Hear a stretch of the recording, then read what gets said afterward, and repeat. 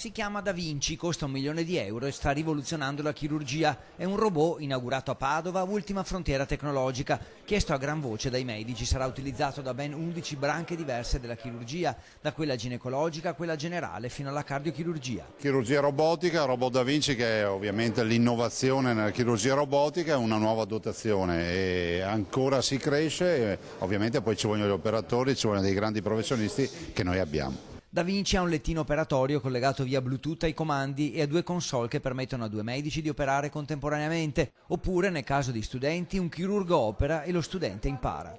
Che fa del nostro ospedale una situazione unica in Veneto e tra le poche in Italia che si avvalgono di questa tecnologia.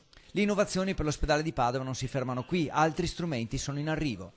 Dotando questo ospedale per i prossimi 10 anni di 2 sale per chirurgia endovascolare, le cosiddette sale ibride. Questo ci permette di tenere un ospedale che ha i suoi anni, comunque all'avanguardia tecnologica. Garantire livelli elevati per altri 10 anni significa attendere l'ospedale nuovo, tempi sui quali è tornato il governatore Zaia. Se fossimo a casa nostra e potessimo chiamare l'impresa con una telefonata e andare lì ogni tanto sul cantiere a dare qualche dritta, potremmo dire qualche anno. La verità è che con la burocrazia di oggi i tecnici mi dicono 8 anni ci vogliono tutti. Prossima scadenza il 31 novembre, entro quella data va completata con il passaggio dal notaio la cessione delle aree di Padova Est alla Regione.